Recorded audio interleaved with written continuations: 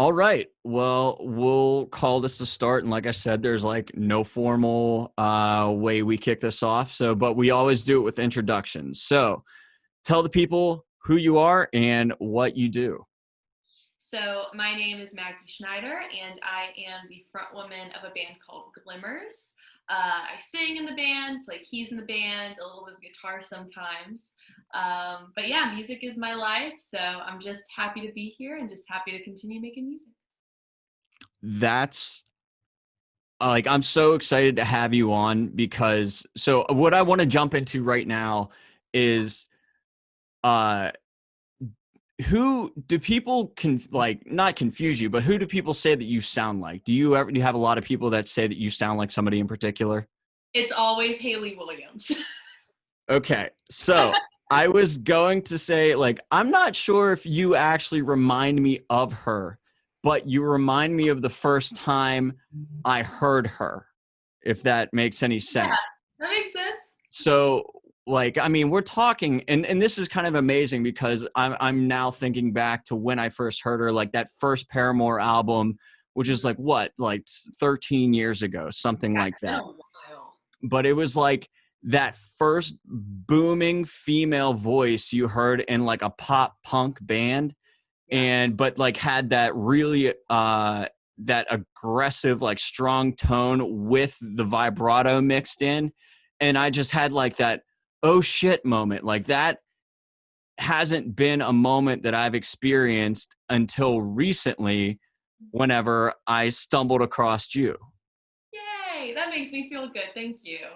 So and then that becomes a whole thing because you and I have this weird connection of how we know each other. Well, I guess now we kind of know each other, but we know each other in a very unlikely way, which is through ties through the band All Time Low.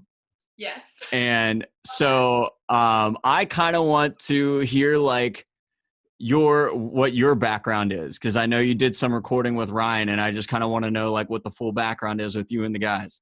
Yeah, for sure. So I've been making music for a really long time, but for the majority of that time, I was a solo artist.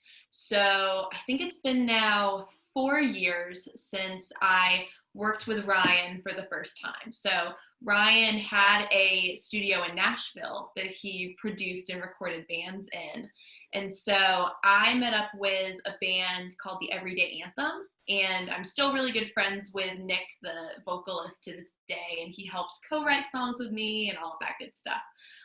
But they were working with Ryan at the time, and so he invited me up to the studio to co-write and record my parts for a song that I worked on with him for their record.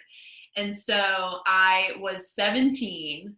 I was so thrilled. Like, this was probably the biggest point for me. And All Time Low is my favorite band still. I mean, they're so good. They're They so good. are. And Wake Up Sunshine, that record truly got me through the beginning of the pandemic, especially. Just a breath of fresh air. And Alex Gaspard, if he's listening, please write a song with me. Um, but putting that aside, I met Ryan at that point, and then after the weekend was over, he invited me back. He said, we should work on some of your solo stuff. And I wasn't expecting that at all. I was just happy to be there working on a song that I co-wrote for my friend's band, and I really didn't think it would go any further than that. But we set it up, and I went to work with him 2 more times. One for a solo EP that I put out, I think in 2017, 2018, I think it was at this point, called Tinted Glasses. And then the next year for a little duo side project thing that I had. So that was how I connected with him musically. And since then, he's been so supportive. He's truly been a mentor of mine and really gave me great advice in terms of being in the music industry. And he always said, you know what? It's about the building blocks. This isn't a race. It's just about continuing to grow and continuing to set goals for yourself. So, you're always striving to move forward, and that's important, but don't stress about it. Like, you will go where you want to be. And so that has stuck with me, and they're just the best. Well, I mean, so that's such good advice from him, because he probably doesn't remember me from then. Like, he knows who I am now, but he doesn't know me from like when when we first crossed paths. Like I told you that I know them through my best friend Matt, who used to be their tour manager. Yeah. And before then, Matt was in a band called Transition, and they were really big here. Actually, kind of funny, Matt's frontman, Dan, is now Dan from Dan and Shay. No way, that's awesome. Yeah, so that's kind of how this, like, it's so weird how things snowball the way they do. But so somehow Transition and All Time Low, I think it was like either a MySpace or one of those Pure Volume connections, and they would, whenever Transition would throw like these big headline shows at this church, they would rent out this church. Yeah.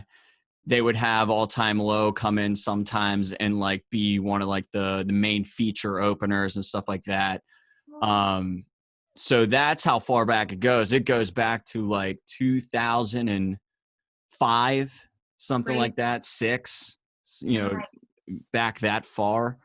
And then kind of fast forward, Transition kind of falls apart. All Time Low gets bigger and they need help. Matt kind of jumps on board. They get real tight. And like, so I met them just kind of like, when they're in town, I get to go hang out, blah, blah, blah. But then, so Matt gets married and I'm the best man. I get to book the bachelor party. So I get to invite all of these guys to the bachelor party. So we do this big weekend in Miami and we go on like a fishing charter and yada, yada. And like they're not nearly as big then as they are now, but like they were on their way. People were recognizing them everywhere. Very wild to be in like the group of people as like you're just kind of walking around town and like seeing the heads turn, like realizing like this is what that life is like, where you just get recognized at walking everywhere. But so then that's how I really got to know them, was like spending that weekend together, and it got absolutely insane. And we went on this fishing charter, and half of us were insanely hungover. The other half of us were enjoying ourselves immensely. Alex caught like this massive, we don't even know what it is, some giant fish that like, then they cleaned it for us and sent, it's a whole racket they had going on. They would clean it for you. You kind of pay them to clean it. They'd give you the fish, and then you take it to this restaurant and then pay them to make it for you. Wow. So like I kept calling Alex the provider after that, because he was the only one that was catching anything that was edible. That's awesome. But yeah, so that was like when I got to like really experience the guys and get to know them. And then fast forward all the way till just about a month ago or so, when they featured you on either, I forget if there was their story or a post. Yeah, it was Instagram and Twitter, which was crazy. Yeah, it was definitely Instagram that I found you on. And that's like, I literally had that moment where like it felt like the needle came off the record. I was like, holy shit, like this girl is great. Like, and I messaged you right away. Thank you so much. That means a lot to me. And literally, that was such a crazy thing to have happened. I posted the cover on TikTok first. So I posted on TikTok first, and I make a lot of covers just because I love to make them. And like I said, Wake Up Sunshine is probably now my new favorite record of theirs in its entirety. But I covered it and I tagged the All Time Low TikTok. And then they asked me, the All Time Low account, whoever was on it, if I could message it to them. So I emailed it to them, not knowing why, not knowing what it was for. Like, no one told me, but I was like, okay. And so then a day later, it was on their social media profiles. And it just was so crazy and so cool. And especially reading the comments, and like Ryan commented, it was like, that's my girl. And I was like, I miss you so much. Yeah, it was so cool. Yeah, well, I have to be grateful to them because now I know who you are and now I know who your band is, uh and I honestly find myself, you ever like get a song stuck in your head so bad that it just annoys you, not that it's a bad song, but it annoys you that it's still there, like it's Yes. just been there for so long. Well, at that time, I think your most recent track was just Mixed Signals. Mm-hmm. And I'll just be walking around doing things around my place and I'll just be like, I hate your mixed signals. And I was like, fuck, Maggie, fuck. Like, I'm sorry. Sorry, I can't help it. but yeah, so you definitely got stuck in my head. But as you were saying, well, so I guess we were saying we've engaged on social media, and I think like and it happens so quickly. Mm-hmm. I think you mentioned that you work for the School of Rock. I do. Yes. You have to go into this? Like so like the child in me goes like, I would freak out if that was an option for me way back when. I have no idea if it ever was or wasn't. Like, to be honest, is this a chicken or the egg type of a question? Like, did the school become a thing after the movie? Yes. So it became a thing after the movie. I think like the mid 2000s, like I would say maybe 2008, 2009-ish was I think when it started. And what's funny about it was when I was a kid, I was in a program similar to the School of Rock, but it was different. It was a separate company, but they were in competition with the School of Rock, and so a couple of these started popping up everywhere. But yeah, so I work at School of Rock in Atlanta, and it's so cool. It's literally, it's what you think the movie is. So like, I feel like I'm Jack Black sometimes. And it's really awesome because I get to teach voice and keyboard lessons, and I also run the house band. There's different rock band programs there, but the house band is the audition only program. You have to audition once or twice to get in. There's a bunch of requirements for it. You've had to like graduate from the performance program. So there's a lot of steps to get to that point. But what's cool is my kids, when, COVID isn't happening, when there's shows, they play all of these different festivals and events to promote the school. And they do really, really cool things.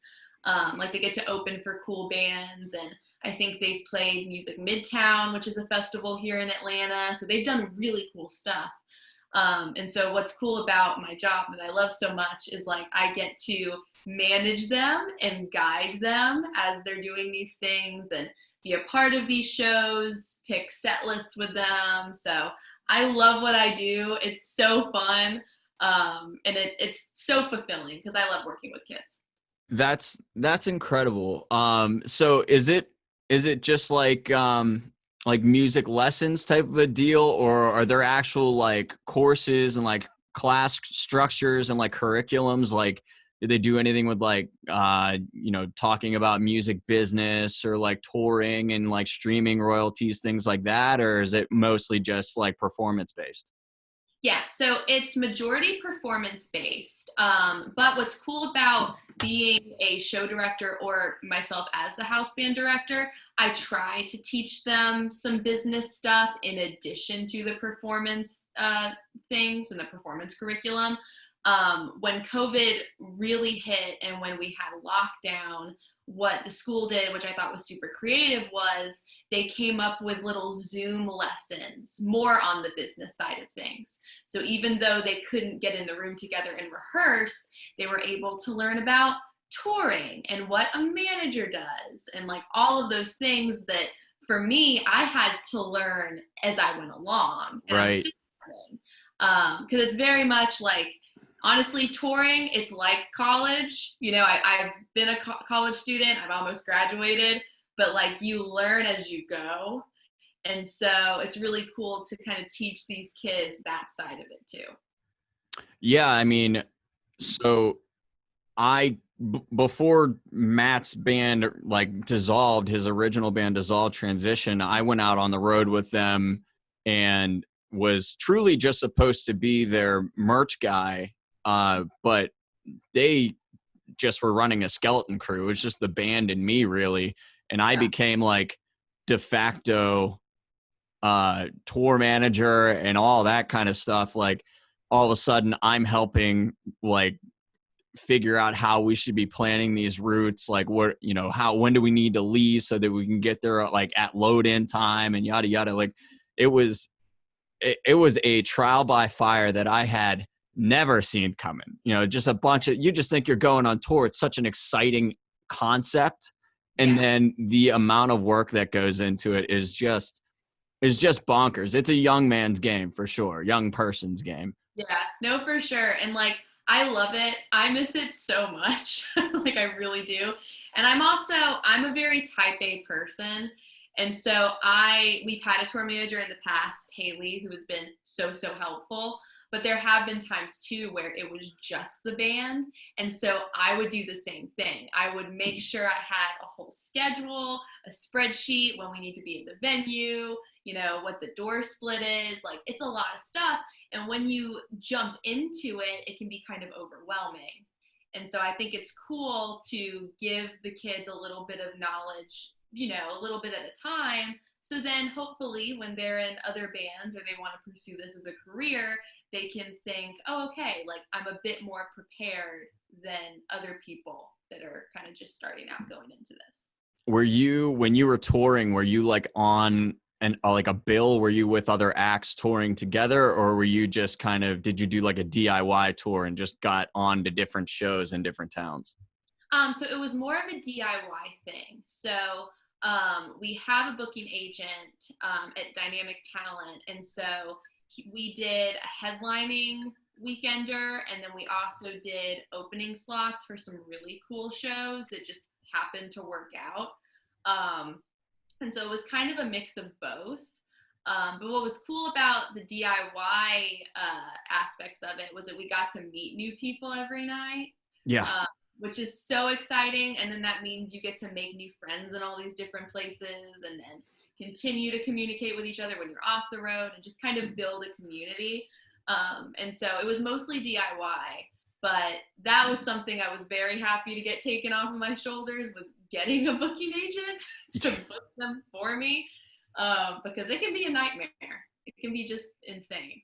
Oh yeah, for sure. I mean, and then even if you have like a lull, like that was one of the things that was happening when I was out on tour with Transition. They weren't so much worried about the tour that they were on. They were worried about what was going to happen as soon as they were off. They were like, we need to keep going. We just put out this record. Like basically we need to pay off the label and everything like that. Like, so we need to you got to keep us on the road. And those conversations, just hearing them, were tense. They were really, really tense. But the interesting thing about the tour that I was on, I had seen those guys go out for a bunch of DIY stuff. Mm-hmm. But the one that I ended up on was with Real Big Fish and MXPX. Oh, no way. That's awesome. So it was pretty wild. Mike Herrera, the singer from MXPX, got into the band and decided that he was going to produce the record. And since he produced the record, he was like, well, I'll take you guys out for a couple legs, you know, get it some notoriety, blah, blah, blah.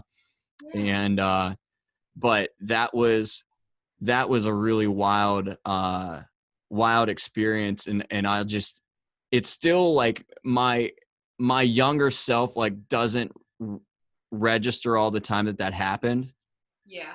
Like, I remember my first conversation with Mike, because I loved MXPX like growing up, and I couldn't say anything. It was like I was like in a starstruck moment. I'm like 22, like I'm like super starstruck, and we're having this conversation, and I just like blurted out, I'm like, are you going to play Party at My House, Be There?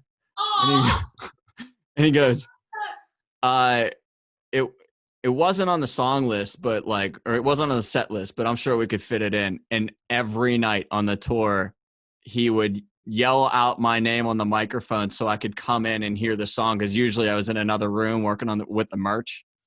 yeah, that's So so sweet. I like nicest guys ever. So like when people, I feel like people hear horror stories about being out on tour, and people can hear stories like this where like they were a genuinely really great band, and I'm relatively indifferent about Real Big Fish. They kind of kept to themselves, so I don't really know a Yeah. whole lot about them. But so this isn't my story time. I want this to be your story time. But like I said, like the path of a musician is like super, super near and dear to me. I was in bands growing up with, such a passion for making music, and I still kind of do it. And so like, obviously I was in the business side for a little bit, and it's such a crazy, wild ride, like never ending high risk, like high reward situations. Mhm. So tell me about your journey pursuing being a musician. Like, you've been literally nothing but intriguing to me from the start. So I'm dying to like know all about you. So fill me in on the path that brings you to the point we see you now with Glimmers. Okay, cool. So I've been singing since I was 4. It has always been the thing that I've loved to do the most. Like I would sing Jesse's Girl by Rick Springfield to my parents in our living room growing up. And so I just always loved to sing. I begged my parents for a guitar and guitar lessons. Like every year of my life, I can really just kind of look at it through musical highlights, which is really cool. Um, Very. yeah, and so when I was really, really young, like even 5 or 6, I started musical theater and being in different shows. So I was in little recitals growing up as a kid, and then as a teenager, I worked for a nonprofit theater company here in Georgia. And so being in musical theater really gave me the confidence to be on stage and perform. I think it's how a lot of musicians get into performing to start, because you're playing a character. And so it's a bit easier to put yourself out there when you're not being yourself. And I've heard that from a lot of people, which is really interesting. But I was so, actually backwards on that. I've done a couple stage things, but like oh, I wasn't good at being other people. It felt way more comfortable to be me on stage. that's interesting. Yeah, and I think it's different for everybody. For me personally, it just felt better to play a role, and then you're kind of like you're in someone else's head, so you're not overthinking how you're feeling and like how to project what you're feeling. And so I was in theater for a really, really long time, directed my own concerts and things at this theater, I was in Into the Woods, I was the baker's wife, I was in a show, which was my favorite, I was in Spring Awakening, which is like Oh a, yeah. yeah, one of my favorite shows ever, so I was in that. And so I really thought I was going to move into more of a theater direction. But so kind of at the same time, I started learning how to play guitar. I taught myself how to play piano by ear. And piano is my favorite instrument besides singing. So I really stuck on playing keys. And then I was in different rock band programs in addition to being in theater. So I played coffee shops, I played the food festival things, like me at 12 years old playing the Masquerade, which is a venue here in Atlanta. Super, super historic venue. Like Nirvana played there, Green Day played there, like just super cool place. Me at 12 years old with a bunch of metal dudes competing at a battle of the bands. Like that was just what I wanted to do. That was my life. My parents were always supportive of that, always like cheered me on. So kind of growing up, I did both. And then I made the choice, because theater and music, like, they both take a lot of time.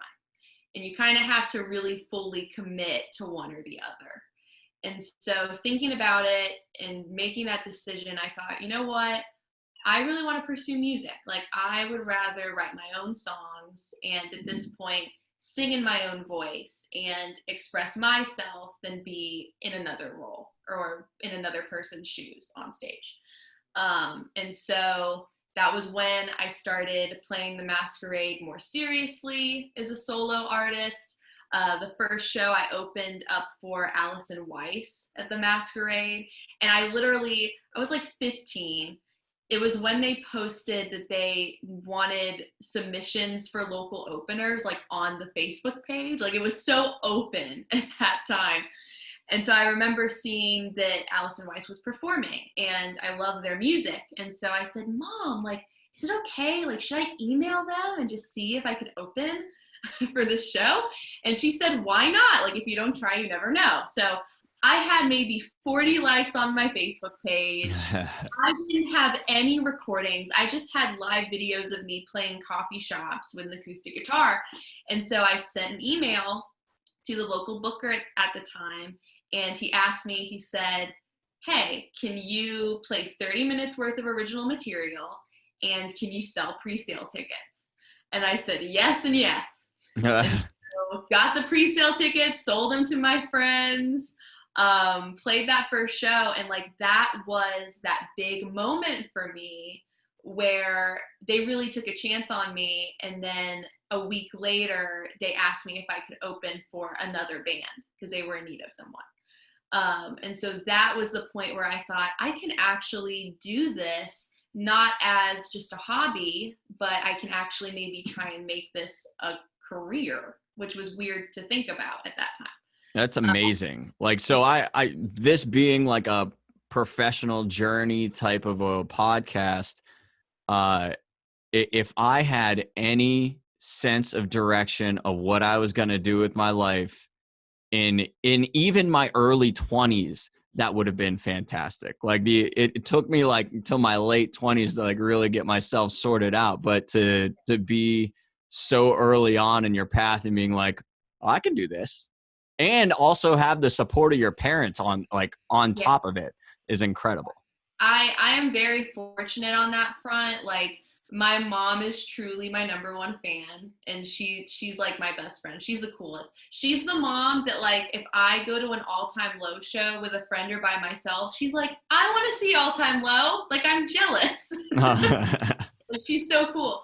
And so I'm very lucky in that department. But she always told me, if you don't try, then you'll never know. Like, the worst thing that can happen is that you don't get the opportunity. And so that really stuck with me and really is with me to this day. So whenever I reach out to someone in the industry or try and get on a show, I always just go for it. And so I've been lucky that's been instilled in me, and I don't ever really feel afraid, because the worst thing that can happen is it doesn't happen. Yeah, for sure.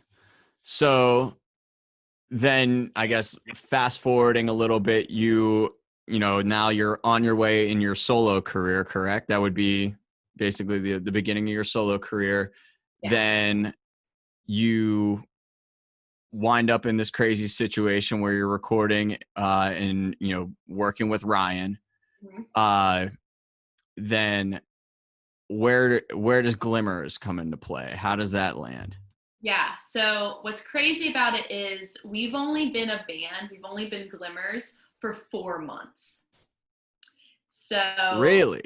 Yes. So I was doing my solo thing. I was playing acoustically or with another friend of mine, but I really wanted to be in a band. And I really wanted to be the kind of front woman that's like a Hayley Williams or like a Tay Jardine, where you're really fully giving a performance. And I felt like I loved playing acoustic guitar, but I felt kind of weighed down. Like, it didn't give me the opportunity to thoroughly perform these songs like I wanted to. Right. And so then I began the process of trying to find bandmates who could be like a backing band for me. So still be under the name Maggie Schneider, but have a full sound rather than just playing acoustic. And so this was a very long and arduous process because it's hard to connect with people musically and personally. Oh, building a band is the worst because maybe your original one is great, right? Because they're your friends, like you know them, and it just kind of comes together a little bit naturally. And Yeah. then if that band falls apart and you don't have a real good connection with other musicians, pulling that band together becomes a nightmare. Just it really is just like the vetting process in and of itself makes you could make you want to just bail. Oh yeah, for sure. And it took me years to meet the people that are in my band now and also connect musically. And so I went through, many different bandmates. And like it wouldn't have to be even like a big dramatic reason as to why they didn't like stick or stay around, but it never felt fully right. Like there wasn't that gut feeling in me that just relaxed and said, you know what, like this is a family. Like I feel like everyone around me is like having the same vision in mind that I do. And so I think it's about a year and a half ago, or I guess, no, we'll go back even a little bit further. 2 years ago, this is gonna blow your mind. 2 years ago when I started recording these songs that are out now. Okay.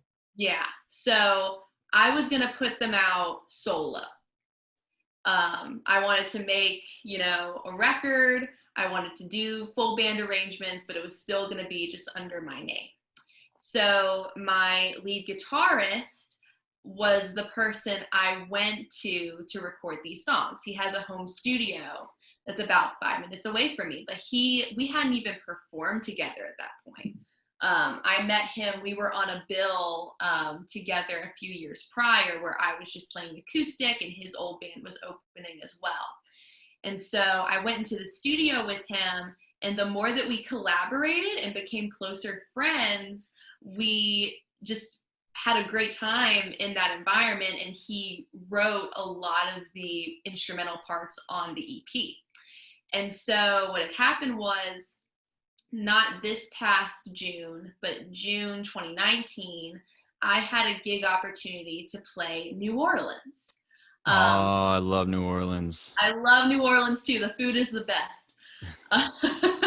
There's a lot that's great about New Orleans, but the food is amazing. Sure. Oh, yes.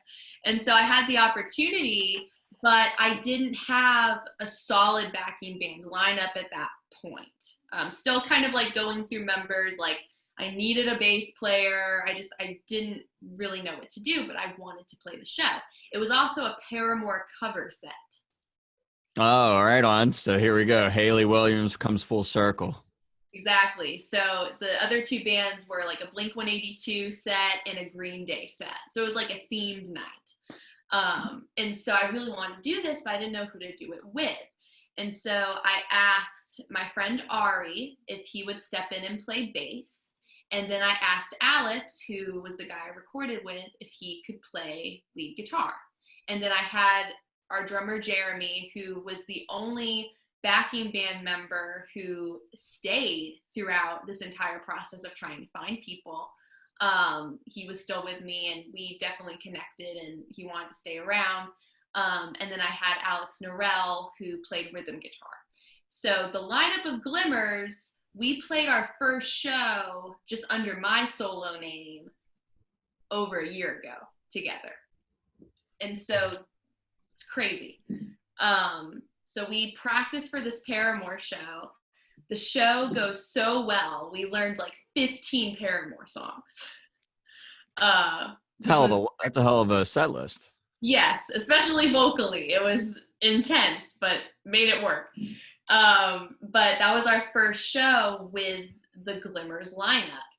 And then a week later, Alex Downtain comes up to me and he says, "So can I be in your band?" And I said, I was about to ask you the same thing. And so we said, okay, sweet, let's do it. And so from that point forward, we're playing in this lineup, but still under my solo name. But we played some really cool shows last year. We got to guest DJ Emo Night in Atlanta. Oh, nice. We got to play a few tours. Like, it was so fun. And that was a moment when we all looked at each other and we thought, this is it. Like, we want to be playing music together, like, forever now. Like, this just feels perfect. So then the pandemic happens. So now we're in March. And I had already been thinking about what my next step was going to be. And I just kind of got tired of playing under my solo name. I felt like we became more of a family, and performing under my solo name didn't reflect that. Yeah. You know, because they do so much in the band. Like, it's not just me. Like, they've done so much, and creatively, but also like just business wise. And even like our drummer Jeremy, like, he surprised us one day by getting a bus for us to tour in. So we have a legit shuttle bus that we travel in now. That's amazing. Because of Jeremy. Yeah. Good work, Jer. Jeremy's the best. He deserves the world. And so in March, I remember lockdown is happening. We have a Zoom call, and I talked to the guys and I said, so how would we feel about changing this into a band and having a band name? And everyone was happy to just perform under my name, but the look on their faces, like, to actually have something that encompassed everybody, like, it just felt right for everyone. And so then we went into the process of, okay, we need to rebrand. We need to think about the name and how we're going to present ourselves and like what it's all going to be and look like. And so during quarantine, when quarantine began, that was when we started the process of making Glimmers what it is now. And so that was kind of our project. And like I said to you earlier, it's what has kept me busy and sane these past few months, of having this new project to build from the ground up. So that is where we are now. Well, that's an unbelievable story. I can't believe that you're truly like 4 months in. Yeah. Like, I kind of feel like awesome that I'm like one of the early adopters. Yes, thank you. All right. Well, so now that we're talking Glimmers, what are the chances that we can let people hear some of it? I would love that. That would So, be awesome. yeah, if you're down to do some performing, that would be amazing. Please. All right, got my guitar. And I'll say dealer's choice. Play whatever you're feeling. All right. So this is the first song that we put out. I'm just gonna make sure I'm in tune. There we go. So this is the first song that we put out, and it's definitely one that means a lot to all of us. It's called Don't Tell Me. And this is one of the first ones I brought into the studio, and we love it. It's kind of an anthem. So Awesome.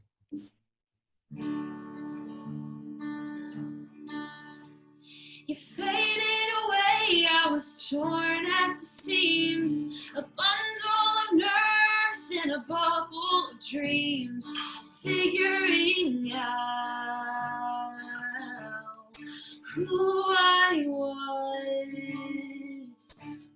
My songs are about you, didn't you know?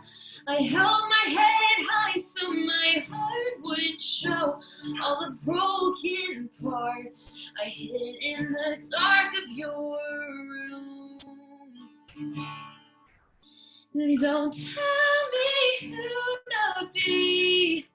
I was young and naive, just passive and see. I thought about us and I really believe I'm done with being anyone else but me.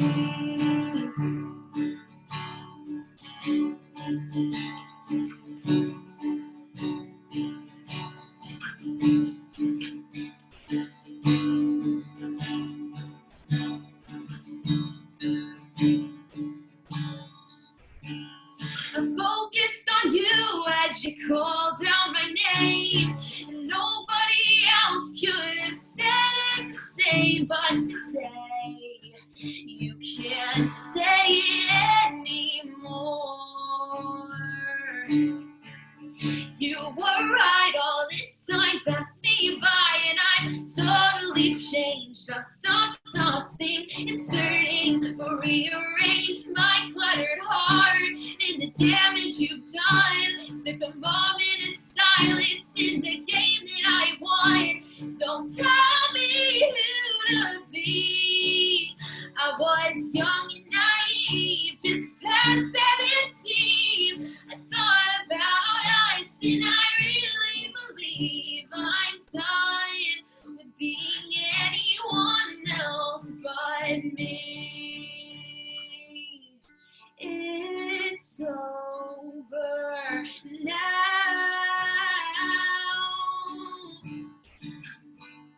Your time's run now. And it's over now. Your time's run now. Save your texts, save your excuses. I heard you just fine, but you don't hear yourself. You tore me apart, but I picked up the pieces. A better me, a better way out. Save your texts, save your excuses. I heard you just fine, but you don't hear yourself. You tore me apart, but I picked up the pieces. A better me, a better way out. You don't tell me who to be. I was young and naive, just past 17. I thought about us, and I really believe I'm done with being anyone else. Don't tell me who to be. I am strong and I'm ready to chase all my dreams. I hope that you're out there and see what I mean. I am done with being anyone else but me. With being anyone else but me.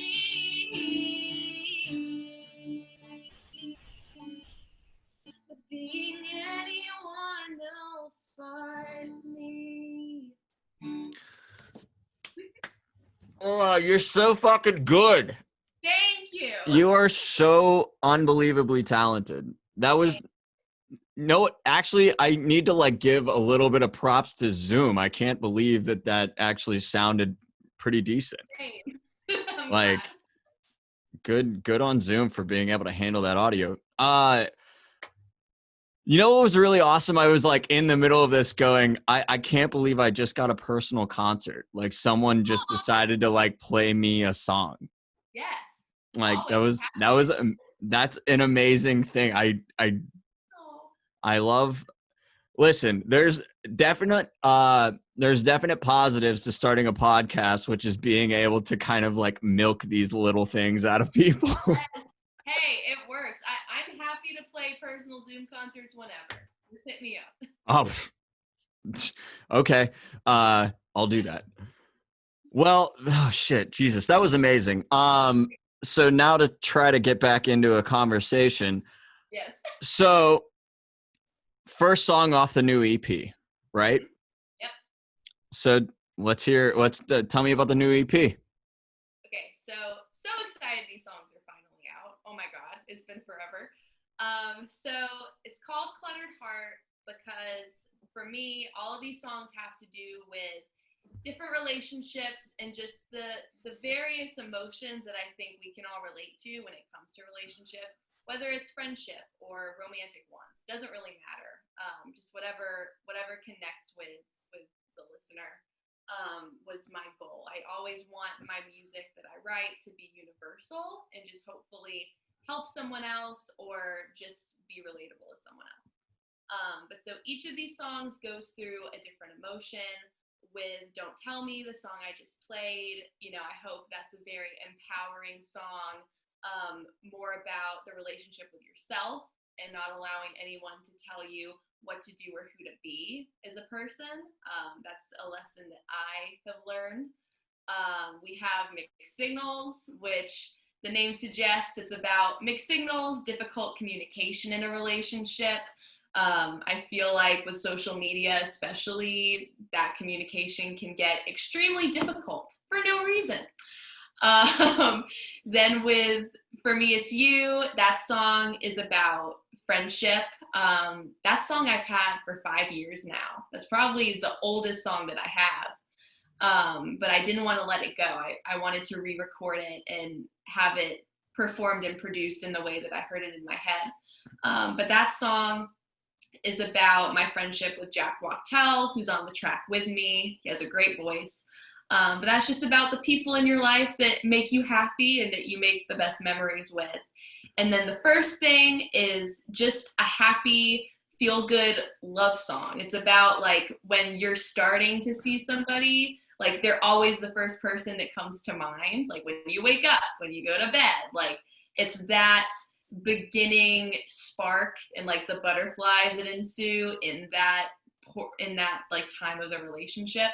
And so to me, Cluttered Heart just encompasses all of those different feelings, because I'm a mess and I'm a mess of feelings. And so hopefully other people can relate to that. I just think you sound pretty human. But so I've had the pleasure of like seeing, so you dropped the whole EP, which is awesome, but you piecemealed most of it out there previously. And the first thing is just kind of like the thing that wraps it all up, right? It's that last track that you like, but I always like to see, the marketer in me likes to see how different things are promoted, and you guys went hard in the paint for Me It's You, and so I just wanted to like we'll go into we'll keep going into that. What's the response been like? It's been awesome. So honestly, like I knew that changing to Glimmers was the right move, but of course there was a part of me that was kind of scared to let the solo stuff go, because that's all that people knew me for so many years. But so the response has been mind-blowing, so incredible. Like our monthly listeners at this point and our followers are higher than I ever received as a solo artist for like the 4 or 5 years that I was putting music out on my own. People are sending me just such kind, positive messages about how much they love the song. So I'm so happy that they're being received for the excitement that we felt like when we were making them. Yeah, so you guys decided that you were going to do the Hot Ones challenge. Yeah. Let's hear a little more about that. Okay, so my band hates me because that was my idea. So what's hilarious about it was I posted that if For Me It's You reached 12,000 streams on Spotify in a week, and at this point it was at about 6,000. So I was like, if we get double that in a week, then we'll do the Hot Ones challenge. And so we made that goal. Literally that last day, our stream number was 12,001. Like, it's hilarious. And so I texted my guys and I said, I'm sorry, we're gonna have to do this now. And so we're actually filming it next week. So I'm ordering the sauces tonight. I love spicy food. I know that this is going to probably be the death of us. So this could be my last podcast. Well, I'm glad it's with me. Yeah, so just telling you. But we're excited about it. Our friend Deanna, who films all of our music videos, she texted me and she said, hey, so I will film this for free. I want to see this in real time. Can I do it? Oh, she's going to see a lot of agony. She's going to see a lot of sweat. Yeah. So it's going to be a time, but it's going to be an experience. So. But I love that type of stuff. Like I said this earlier, but you're just a fun follow. You engage so well with all of your listeners and all the people that follow you on all your platforms. So that those little things where uh, they get to kind of like spin a joke on you. You know, you give them the opportunity. Like, well, you're obviously getting something out of it. They're giving you the plays, but Right. then they get that nice little juicy piece of content too, which is hilarious to kind of be like, you were willing to sacrifice for it, literally. Yes. I am willing to burn my mouth off for you guys. So you guys are doing all of your own recording then? Now you're just Yeah. kind of in your own studio. Yeah. So we're fortunate to where we still have music ready to go to release at the beginning of 2021. So we still have stuff ready, which I'm excited about, that we were working on before we officially made the change.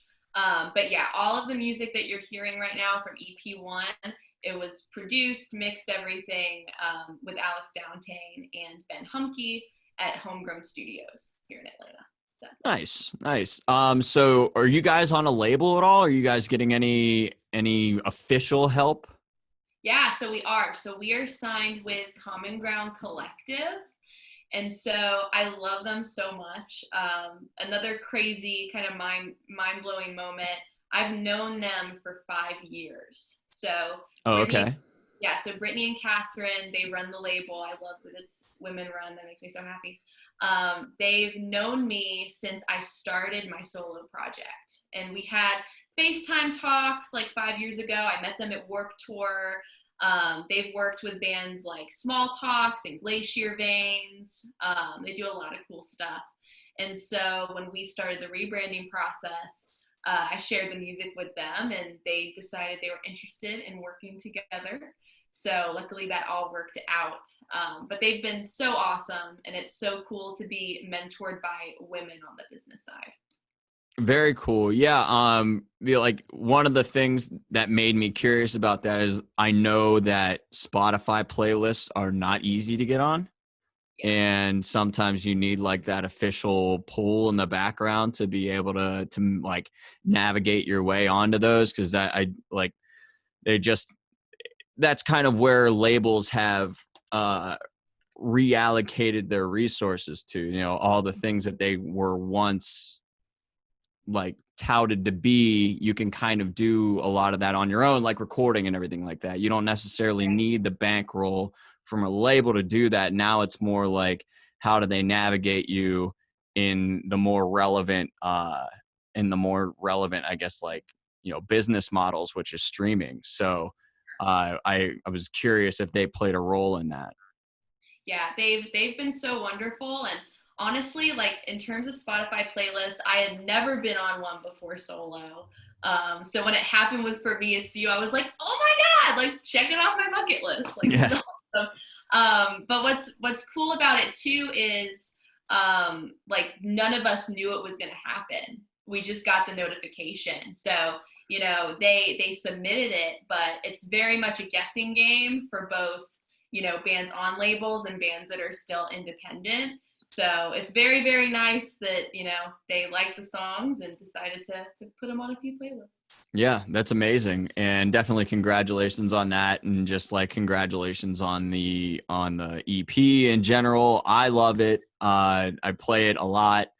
Yes. And it's, yeah, I mean, what do you, it's just good. You guys are really good. You are unbelievably talented. Like when I say that I had another one of that, like those like, oh shit moments when I heard you, it's that I'm not joking. And a lot of people that listen to this know how picky I am with my music. So Thank they you. they either might completely disagree with me because they don't like any of my taste, or they'll be very impressed that I'm giving compliments because I don't easily give them for music. Well, that means a lot to me. Thank you. I'm just so happy with what we're doing. And, even with everything going on in the world right now, like music has helped me through it. And so I hope that I, and the rest of the band I know feels the same way, that I can bring some positivity to someone else. So that means a lot. Well, right on. Well, so with that kind of being the case, and we're in this weird kind of holding pattern, do you have any information on like touring plans for the future? Do you know what that will look like whenever it's available? So unfortunately, touring is very up in the air right now, I think for everybody. So we're not entirely sure when we would even start to plan that. I'm hopeful for maybe spring, summer, fingers crossed, be Yeah. optimistic. But, hoping that when that time comes, we'd love to open for, a bunch of different bands, whether they're with Common Ground or there's friends of mine like in the band Young Culture. We love those guys. We've talked about maybe doing a few runs in the past. So hoping that when it becomes safe to do so, some of those will come into fruition. How are the venues in Atlanta holding up?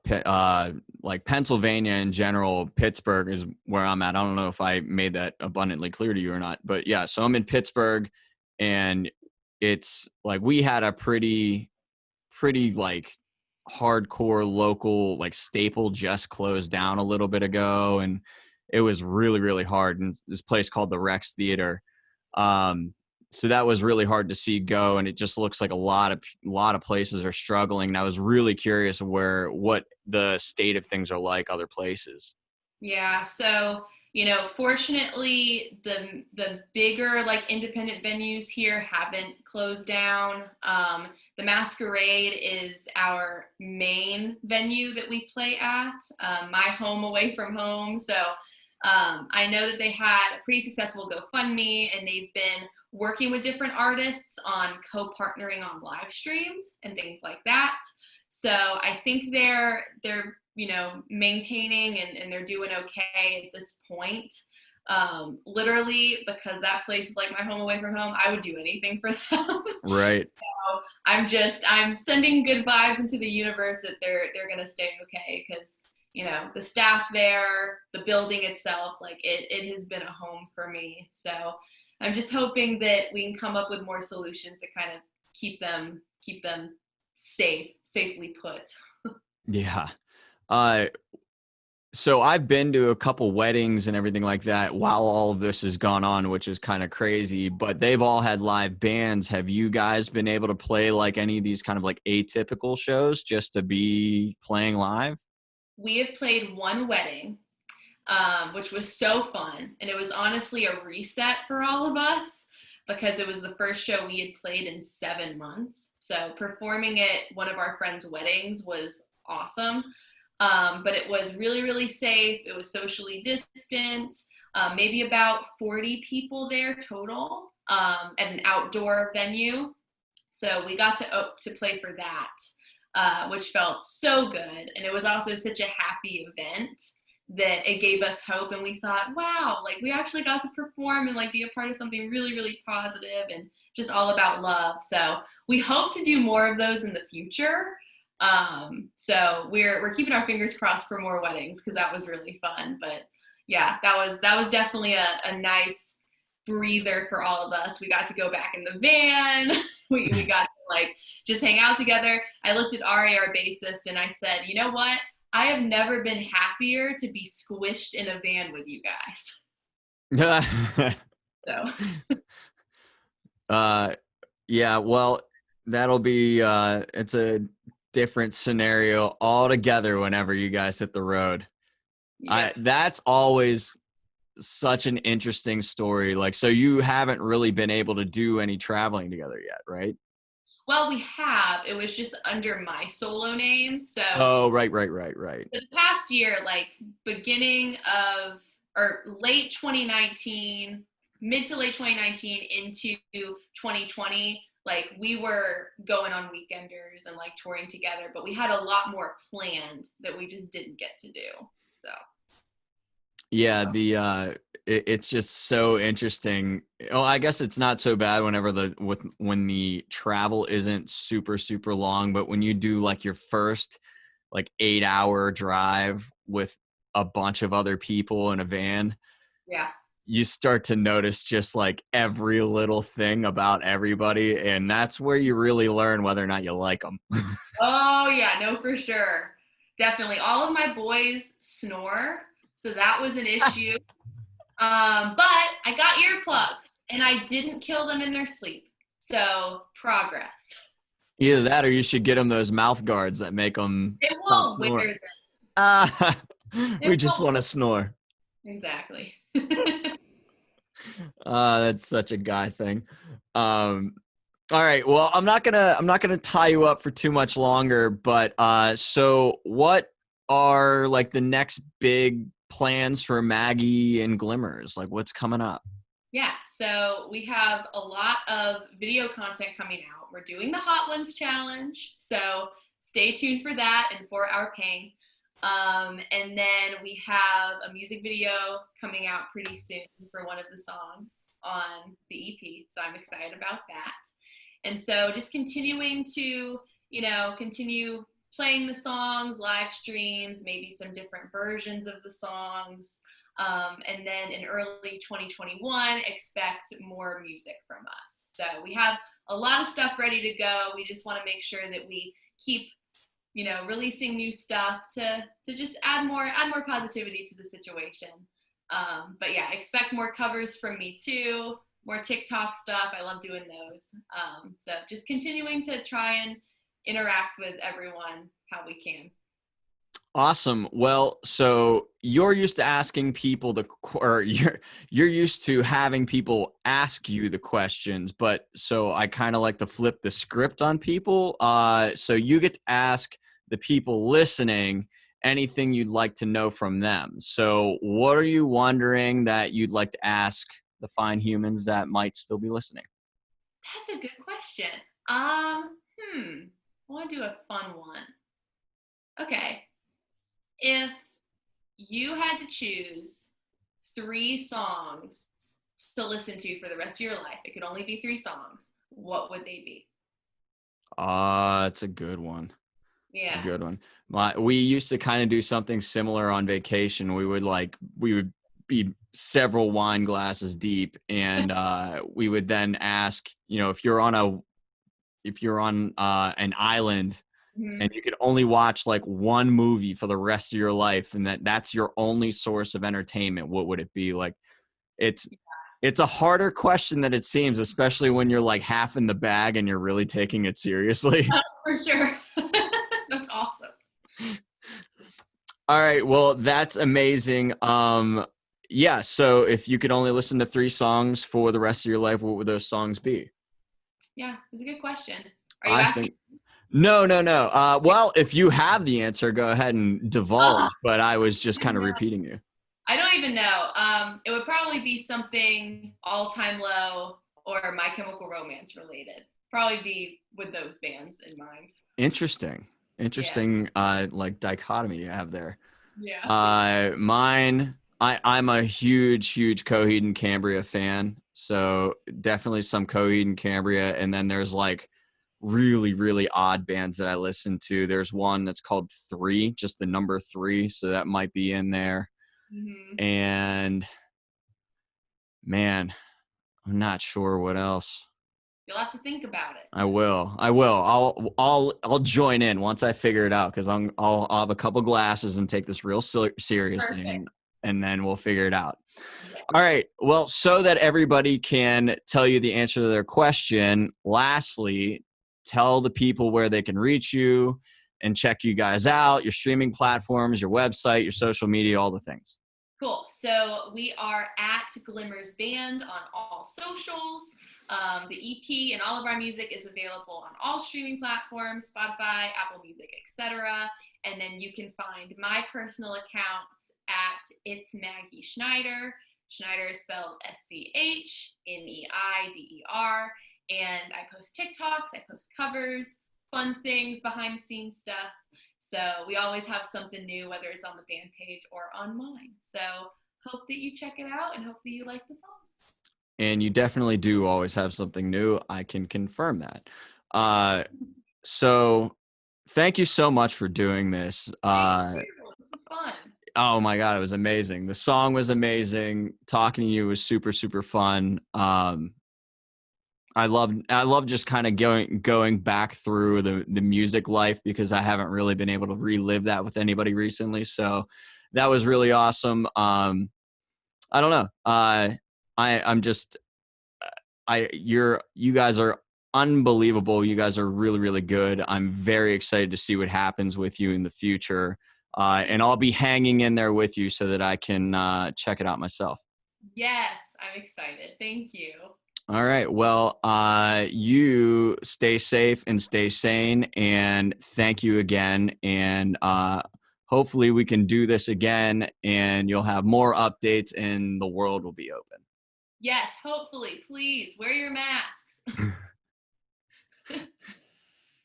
All right. Well, then I will hopefully we'll be in touch for sure. Sounds good. Yeah, send me a message. Let me know those songs. Absolutely. All right. Cool. Bye. Thanks. Have a good one.